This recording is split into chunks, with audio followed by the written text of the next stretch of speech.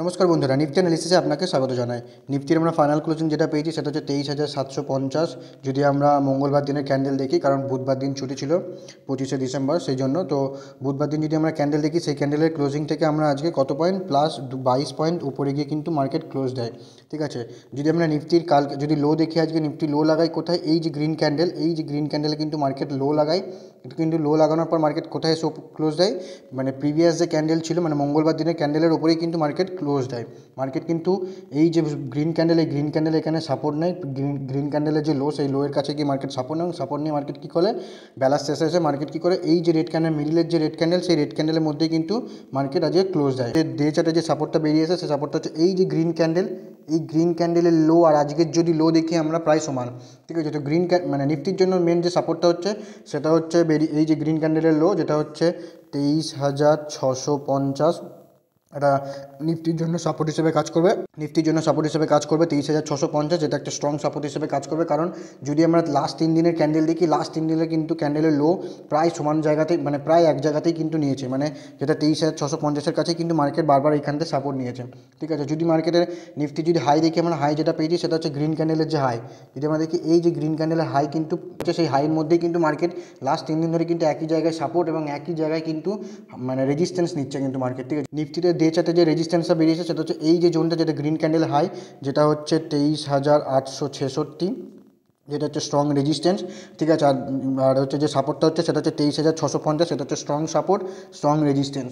Market যদি আমরা দেখি মার্কেট কী করেছে, এখান থেকে যদি 23,650 যদি সাপোর্ট থেকে মার্কেটে দেখি প্রায় 200 পয়েন্টের, 210 কি 15 পয়েন্টের মধ্যে একটা রেঞ্জ বানিয়েছে মার্কেট, কিন্তু সেই লাস্ট 3 দিন ধরে কিন্তু এই রেঞ্জের মধ্যেই ঘোরাফেরা করছে। ঠিক আছে, মার্কেট যদি দেখি সকালের দিকে মার্কেট কী করছে, লো লাগাচ্ছে এবং বেলার শেষে গিয়ে মার্কেট কী করছে, সেই সাপোর্টের ওখানেই, মানে যে রেজিস্ট্যান্স, সেই রেজিস্ট্যান্সের কাছেই কিন্তু ক্লোজ দিচ্ছে মার্কেট। ঠিক আছে, তো নিফটিতে যদি দেখি এই যে 23,866 আর 23,650, এই দুটো যদি দেখি প্রায় 210-15 পয়েন্টের মধ্যে কিন্তু মার্কেট একটা রেঞ্জের মধ্যে ঘোরাফেরা করছে। ঠিক আছে, তো নিফটির জন্য ইম্পর্টেন্ট এটাই যে যতক্ষণ মার্কেট এই যে রেঞ্জটা রয়েছে, যেটা 23,650 আর 23,866, যতক্ষণ না মার্কেট এই রেঞ্জ থেকে বেরোবে ততক্ষণ মার্কেটে কিন্তু কোনো দিকে মুভমেন্ট কিন্তু সেভাবে দেখা যাবে না।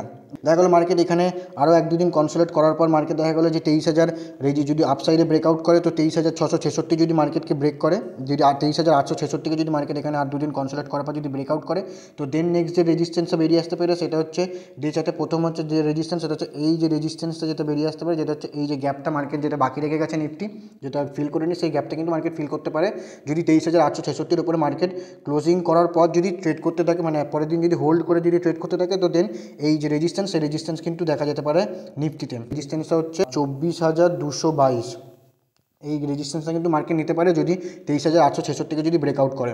ঠিক আছে, তো যদি দেখা গেল মার্কেট কী করলো, এই যে লাস্ট 2-3 দিন ধরে যদি আমরা হাই আর লো দেখি একই জায়গায় নিয়েছে, তো যদি এটাকে কনসোলেট করার পর যদি নিচের সাইডে ব্রেকডাউন করে, তো নেক্সট যে রেজিস্ট্যান্স বেরিয়ে আসতে পারে, প্রথম যে রেজিস্ট্যান্স বেরিয়ে আসবে এই যে রেড ক্যান্ডেলের লো, একটা ছোটো রেজিস্ট্যান্স হিসেবে কাজ করবে, যেটা হচ্ছে 23,555। যে সাপোর্টটা কাজ করবে সেটা হচ্ছে 23,555। যদি এটাকে ব্রেকডাউন করে, তো নেক্সট যে সাপোর্ট হিসেবে কাজ করবে সেটা হচ্ছে এই যে লো লাগিয়েছিল, যদি আমরা দেখি এখানে, সেই লোটা কিন্তু মার্কেট সাপোর্ট হিসেবে নিতে পারে, যেটা হচ্ছে 23,222। ঠিক আছে, এই সাপোর্টটা কিন্তু মার্কেট নিতে পারে। ইম্পর্টেন্ট যে সাপোর্ট আর রেজিস্ট্যান্স যেটা বেরিয়ে এলো, সেটা হচ্ছে যে রেজিস্ট্যান্স, সেটা হচ্ছে এই যে রেজিস্ট্যান্স, আর এই যে সাপোর্ট, যেটা হচ্ছে এই রেঞ্জ। যতক্ষণ মার্কেট এই রেঞ্জ থেকে ব্রেকআউট বা ব্রেকডাউন যতক্ষণ না করবে মার্কেট, ততক্ষণ কিন্তু মার্কেট কোনো দিকে মুভমেন্ট সেভাবে কিন্তু দেখা যাবে না।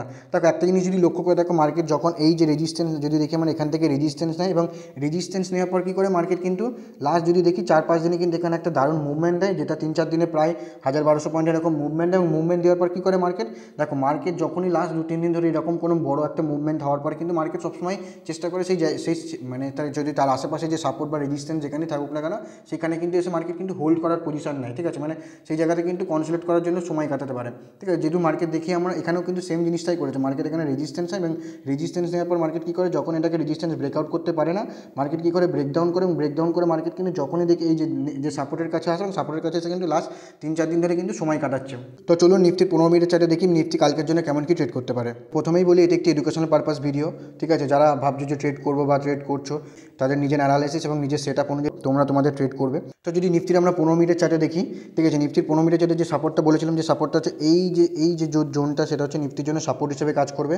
ঠিক আছে, যদি দেখি নিফটি এখানে কী করে, মার্কেট এখানে অলরেডি একবার, দুবার, তিনবার, চারবার কিন্তু সাপোর্ট নেয়, এবং সাপোর্ট নেওয়ার পরে কিন্তু মার্কেট এই যে জোনটা রয়েছে এই সাপোর্টটাকে কিন্তু মার্কেট ব্রেক করছে না। ঠিক আছে, যে সাপোর্টটা হচ্ছে 23,722, ঠিক আছে, এই সাপোর্টটাকে, এই যে সাপোর্টটা, সেই সাপোর্টটাকে কিন্তু মার্কেট ব্রেক করেনি। আর যদি রেজিস্ট্যান্স দেখি আমরা, রেজিস্ট্যান্স যদি দেখি, এই যে জোনটা সেটা হচ্ছে নিফটির জন্য কিন্তু রেজিস্ট্যান্স জোন হিসেবে কাজ করছে। ঠিক আছে, তো যদি দেখি নিফটি কিন্তু একটা চ্যানেলের মধ্যে কিন্তু ঘোরাফেরা করছে। যদি দেখি নিফটি মার্কেট, যদি দেখি এখানে একবার চ্যানেলের কাছে এখানে রেজিস্ট্যান্স নিয়েছে, রেজিস্ট্যান্স নেওয়ার পর মার্কেট এখানে নিচে আসে, এবং নিচ থেকে কী করে মার্কেট এখান থেকে আবার সাপোর্ট নেয়, সাপোর্ট নেওয়ার পর মার্কেট আবার উপরে যায়।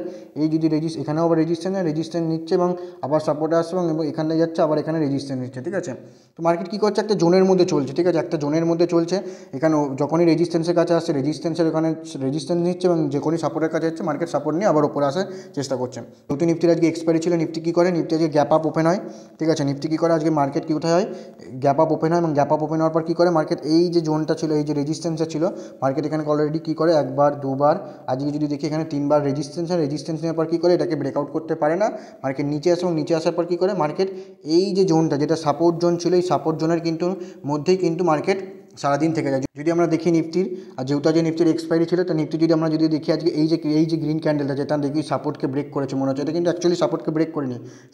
সাপোর্ট বা রেজিস্ট্যান্সকে কখন ব্রেক করে, যখন মার্কেট কোনো ক্যান্ডেল সেই সাপোর্টের ওপরে ক্লোজিং করছে। অবশ্যই ক্লোজিং ইম্পর্টেন্ট। যারা ধরো এই মুভমেন্টে, যারা ধরো এই রানিংয়ে ঢুকেছিল, ঠিক আছে, যারা ধরো এই মুভমেন্টে রানিংয়ে ঢুকেছিল, এই ক্যান্ডেলে এখানে ব্রেকডাউন দেখে যারা এখানে রানিংয়ে ঢুকেছিল, তারা কিন্তু এখানে ট্র্যাপ হয়েছে, কারণ মার্কেট কিন্তু নিচে এসে ক্লোজ করেনি, মার্কেট কিন্তু সেই উপরে গিয়েই ক্লোজ করেছে। ঠিক আছে, তো মার্কেট সাপোর্ট বা রেজিস্ট্যান্সকে যখনই ব্রেকআউট বা ব্রেকডাউন করবে, সবসময় দেখো যে ক্যান্ডেল কী বলছে, ক্যান্ডেল যদি ক্লোজ করার পর যদি এখানে 5-10 মিনিট সময় কাটানোর পর যদি ব্রেকডাউন করে, দেন তুমি এখানে একটা এন্ট্রি পাবে, যে এন্ট্রিতে তোমার টার্গেট অ্যাচিভ হতে পারে। কিন্তু এরকম রানিং ক্যান্ডেলে কিন্তু যখনই তুমি এন্ট্রি নেবে না কেন, তখন তুমি ট্র্যাপ হবেই। দেখা গেলো মার্কেট এই পাশাপাশি ওপেন হলো, ওপেন হওয়ার পর মার্কেট এখানে 1-2 ঘন্টা সময় কাটানোর পর কী করলো, সময় কাটানোর পর যদি নিচের সাইডে ব্রেকডাউন করে, যে রেঞ্জটা করলে সেই নিচে যদি ব্রেকডাউন করে, তো নেক্সট যে সাপোর্টটা বেরিয়ে আসে, সেই সাপোর্টটা হচ্ছে এই যে জোনটা, নিফটির জন্য সাপোর্ট হিসেবে কাজ করবে। যে জোনটা, যেটা হচ্ছে 23,622, এটা হচ্ছে ইন্টারডেতে, মানে 15 মিনিটের চার্টে সাপোর্ট। ঠিক আছে, যদি এটাকে ব্রেকডাউন করে, তো নেক্সট যে সাপোর্টটা বেরিয়ে আসবে সেটা হচ্ছে এই যে জোনটা, যেটা হচ্ছে 23,555, এটা হচ্ছে 15 মিনিটের চার্টে, এবং ডে চার্টেও কিন্তু একটা ইম্পর্টেন্ট সাপোর্ট। ঠিক আছে, হিসাবে কাজ করবে কিন্তু এই জোনটা। তাই হলো মার্কেট কী করলো, এই যে জোনের পাশাপাশি ওপেন হওয়ার পর মার্কেট কী করলো, আজকের যে কনসোলেট যে জোনটা, যদি দেখি এই যে জোনটা কনসোলেট করা, যদি এটাকে ব্রেকআউট করে, যদি কনসোলেট করার পর যদি এই জোনটাকে যদি ব্রেকআউট করে, তো দেন নেক্সট যে রেজিস্ট্যান্সটা বেরিয়ে আসবে, যদি দেখি প্রিভিয়াস যে হাই, মানে লাস্ট 3 দিন ধরে 3বার যে এখান থেকে আমরা রেজিস্ট্যান্স নিয়েছি, সেই রেজিস্ট্যান্সে কিন্তু মার্কেট নিতে পারে। ঠিক আছে, দেখা গেলো এটাকে ব্রেকআউট করলো, যদি এটাকে ব্রেকআউট করে, তো নেক্সট যে রেজিস্ট্যান্স বেরিয়ে আসবে সেটা হচ্ছে এই যে জোনটা, যেখানে কনসোলেট করছে, সেই জন্য কিন্তু মার্কেট আসতে পারে। ঠিক আছে, দেখা গেলো কী করলো মার্কেট, এই যে সাপোর্ট যেটা রয়েছে, সাপোর্টের এখানে কী করলো মার্কেট, এই যে সাপোর্ট যেটা রয়েছে, ঠিক আছে, সাপোর্টের এখানে পাশাপাশি ওপেন না হয়, মার্কেট কী করলো, গ্যাপ ডাউন ওপেন হলো, মার্কেট দেখা গেলো এই জন্য গ্যাপ ডাউন ওপেন হলো। গ্যাপ ডাউন ওপেন হওয়ার পর কী করলো, এখানে সময় কাটানোর পর যদি নিচের সাইডে ব্রেকডাউন করে, তো নিচের সাইডে ব্রেক করলে প্রথম যে সাপোর্টটা বেরিয়ে আসবে সেটা হচ্ছে এটা, এবং এরপরে যে সাপোর্টটা বেরিয়ে আসবে সেটা হচ্ছে এই যে জোনটা, যেটা 23,555। ঠিক আছে, দেখা গেলো কনসোলেট করার পর মার্কেট কী করলো, আপসাইডে ব্রেক করলো। ঠিক আছে, আপসাইডে ব্রেক করলে প্রথম যে রেজিস্ট্যান্স বেরিয়ে আসবে সেটা হচ্ছে আজকের যে ক্লোজিং, সেই ক্লোজিং কিন্তু একবার রেজিস্ট্যান্স নেবে। ঠিক আছে, যদি এটাকে ব্রেকআউট করে, তো নেক্সট যে রেজিস্ট্যান্স নিতে পারে সেটা হচ্ছে এই যে প্রিভিয়াস, যেখান থেকে মার্কেট অলরেডি 3-4বার কোনো রেজিস্ট্যান্স নিয়েছে। ঠিক আছে, দেখা গেলো মার্কেট কী করলো, যে মার্কেট সাপোর্ট জোনের কাছে ওপেন হলো না, গ্যাপ মানে পাশাপাশি ওপেন হলো না, দেখা গেলো মার্কেট কী করলো, এই যে রেজিস্ট্যান্স, ঠিক আছে, এই রেজিস্ট্যান্সের কাছে ওপেন হলো, মানে গ্যাপ, ধরো এইখানে হিউজ একটা গ্যাপ আপ ওপেন হলো, মার্কেট রেজিস্ট্যান্সের কাছে গ্যাপ আপ ওপেন হলো। গ্যাপ আপ ওপেন হওয়ার পর সময় কাটানোর পর দেখো মার্কেট যখনই সাপোর্ট বা রেজিস্ট্যান্সের কাছে যখনই মার্কেট গ্যাপ আপ বা গ্যাপ ডাউনে ওপেন না কেন, মার্কেট কিন্তু সময় কাটাতে দাও। মার্কেট যখনই এই রেজিস্ট্যান্সের কাছে যে সময় কাটাবে বা কনসোলেট করার পর যদি আপসাইডে যদি ব্রেকআউট করে, দেখা গেলো সময় কাটানো 1-2 ঘন্টা সময় কাটানোর পর যখন এটাকে আপসাইড ব্রেকআউট করবে, তখন কিন্তু তুমি এখানে একটা এন্ট্রি শিওর তুমি দেখতে পারবে। ঠিক আছে, যদি এখানে গ্যাপ আপ ওপেন হওয়ার পর কী করলে, মার্কেট কনসোলেট করার পর যদি মার্কেট ব্রেকআউট করে, তো দেন নেক্সট রেজিস্ট্যান্স বেরিয়ে আসবে, এই যে রেজিস্ট্যান্সটা, ঠিক আছে, ইন্টারডেতে 15 মিনিটের চার্টে যে রেজিস্ট্যান্সটা বেরিয়ে আসবে সেটা হচ্ছে এটা। ঠিক আছে, প্রথম যে রেজিস্ট্যান্সটা বেরিয়ে যাবে সেটা হচ্ছে 23,933, এটা হচ্ছে ইন্টারডেতে 15 মিনিটের চার্টে রেজিস্ট্যান্স। যদি এটাকে ব্রেকআউট করে, তো দেন নেক্সট যে রেজিস্ট্যান্স বেরিয়ে যাবে সেটা হচ্ছে 24,050। 24,050 এই রেজিস্ট্যান্সগুলো কিন্তু মার্কেট নিতে পারে। দেখা গেলো কী করলো, গ্যাপ আপ ওপেন হওয়ার পর মার্কেট এই রেজিস্ট্যান্সটাকেই মার্কেট নিল, ঠিক আছে। দেখা গেলো এটাকে ব্রেকআউট করতে পারলো না, ব্রেকডাউন করলো।